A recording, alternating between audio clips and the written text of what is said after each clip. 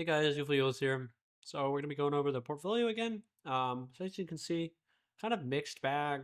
Mostly red though. Unfortunately, on Friday, I don't know what happened, honestly. But the market took a dump. So did all of my separate portfolios. We'll get into that.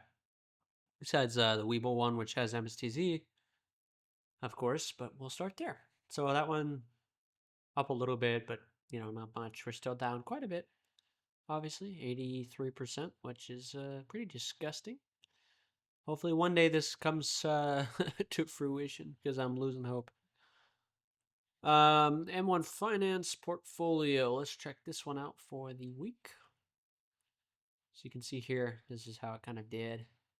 Um, yeah, it was very high and then would drop down on Friday, but you can see here if we come over here. So top sectors were energy, energy, healthcare, utilities. In energy, we had the highest with ENPH, obviously. That's always the case here. And then ExxonMobil. Healthcare, the leader here was Eli Lilly and United Healthcare. And then utilities, the highest one here was Next Era Energy. And yeah. On the contrary, financials, we could see on that heat map. We had quite a bit there. We have negative, we're down 4.6% on both Visa and MasterCard. Consumer discretionary down mostly on Home Depot, a little bit of Costco, and Amazon kind of stayed the same. But and then tech here, Apple went down. So, yep. Unfortunately, not a lot. But this next coming, or this, let's see, on, where is it? Wednesday, we'll be doing our, insert of money, which is nice.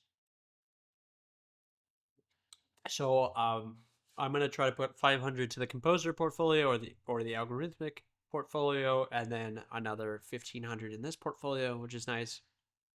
But yeah.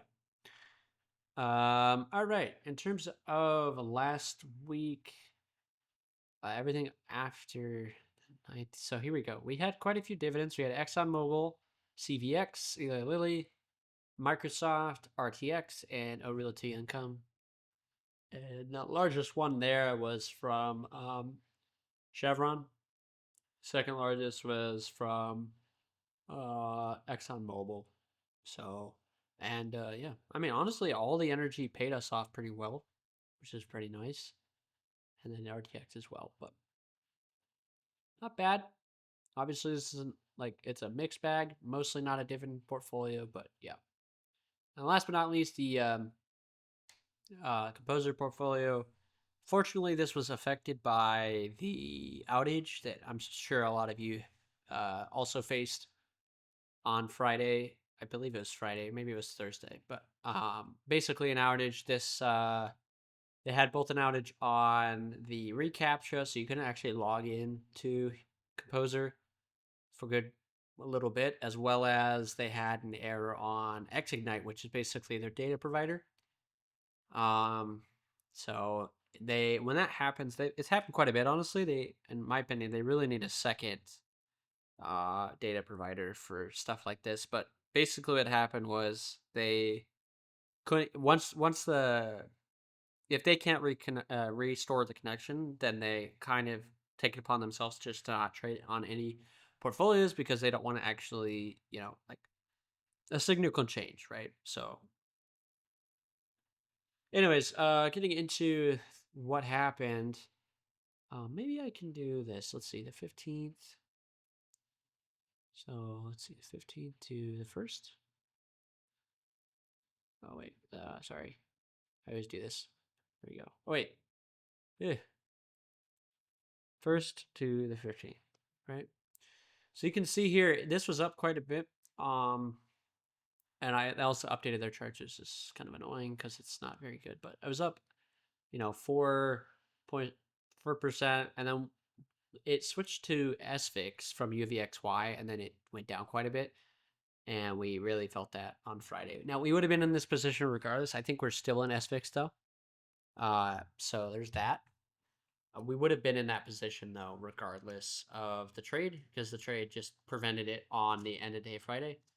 So, as for the other two, they ended one ended positive a little bit, which is um the Dr. Staples one, and then the Four Corners ended a little bit negative. In terms of like actually raw value net deposits compared to the current value, you can see we're quite a bit down on the Simons switcher, which really sucks. You can see, according to this, we're actually down almost 8%.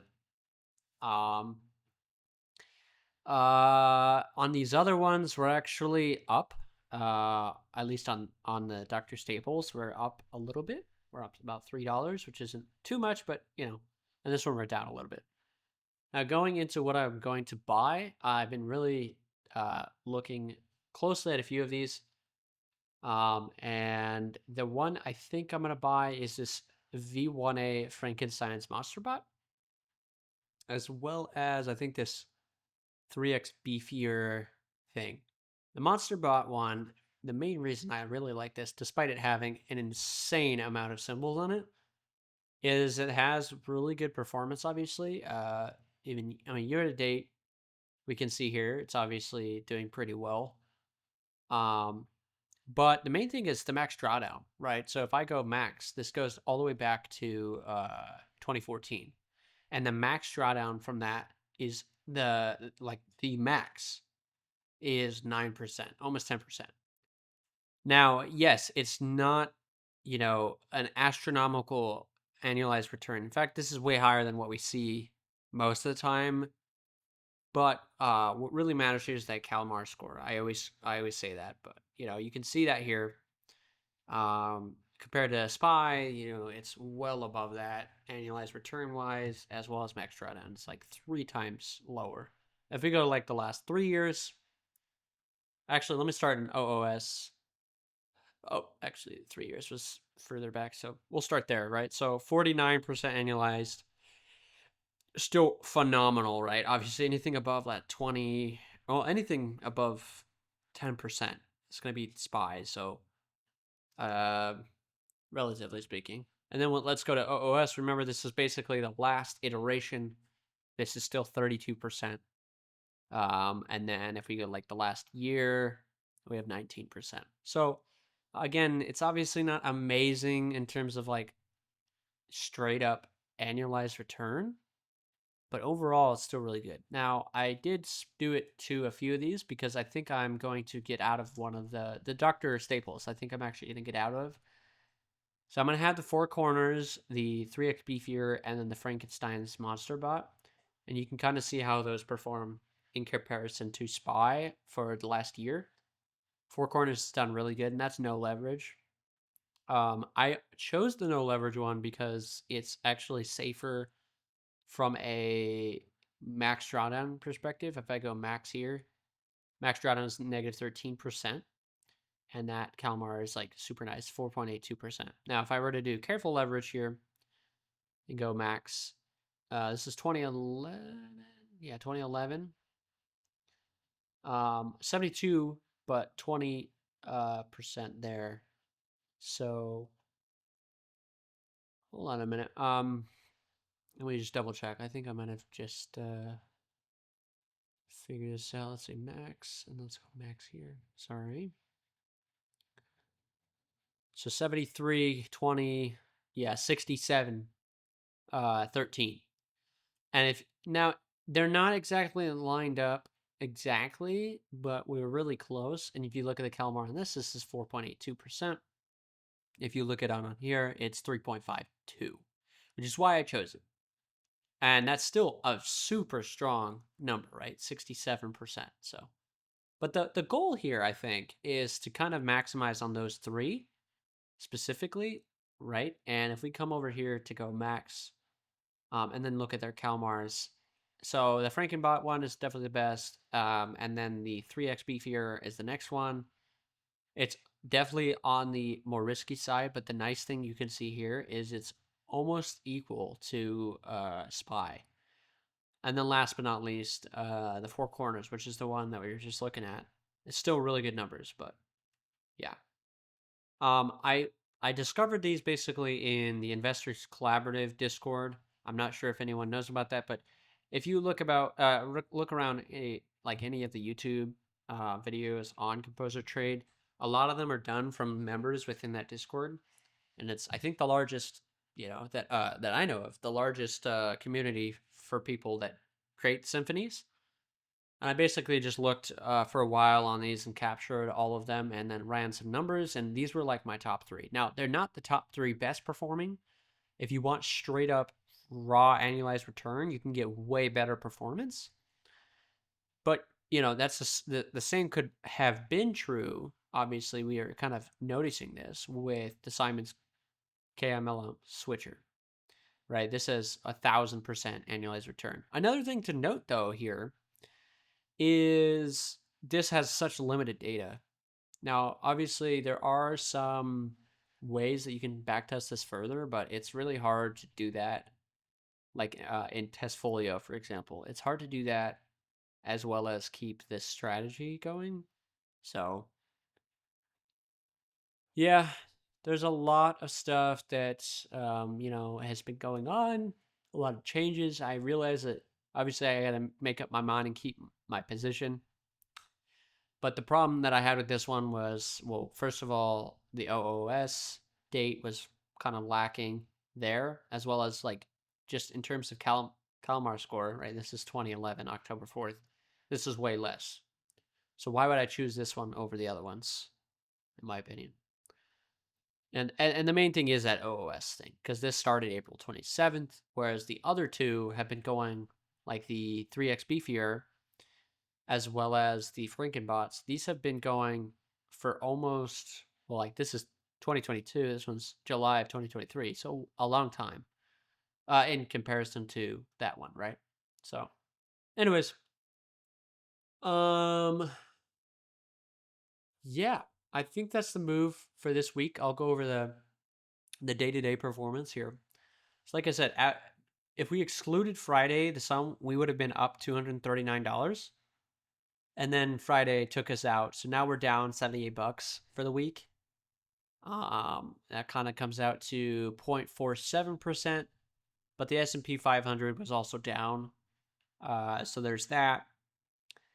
Overall, we're still, we're about 3.43% away from our actual contributions, about 563 or $64 there, and about $1,200 away from the S&P 500 portfolio.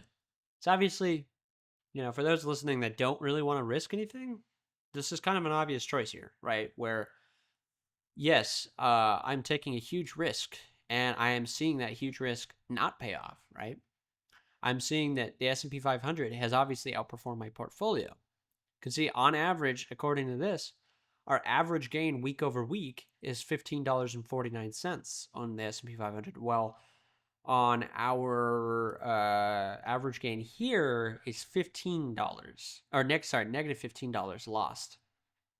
So yeah, it really sucks. What's funny though is we actually have higher MWRR. I think what it is though is just the contributions in conjunction with that kind of screw this up. So we can just verify that here. The average is 27. So, and the sum is actually positive, but the sum of these numbers is not positive, I believe. Let's see. Yeah, negative $655. So yeah, I mean, if it's if that's on your mind, aggressiveness or whatever. Like again, I like to reiterate, I have a long time to go before retiring, which is why I'm trying to take kind of these riskier plays, as well as trying to keep this balanced portfolio on the M1 Finance side. I have a long time to go. If I were retiring right now, I would not be even close to these plays. Like it's just too risky. So if you are in that boat, I really would recommend you don't take the riskier plays unless you can really choose to, or like you can really handle it. And if you are going to, obviously don't do something that's worth like I think it's pretty common to do a 5% of your portfolio, for example. So yeah, but I don't really care right now. A lot of this is more of like a learning experience. And honestly, I think we got out sometime, I want to say around here. Um, so I don't know. A lot of this portfolio was to do with yield max stuff. So I don't know whether or not it's still like harmful. I think Misty's been actually doing still pretty decent. Like the last 6 months. Oh, according to this, not. But obviously, we're missing the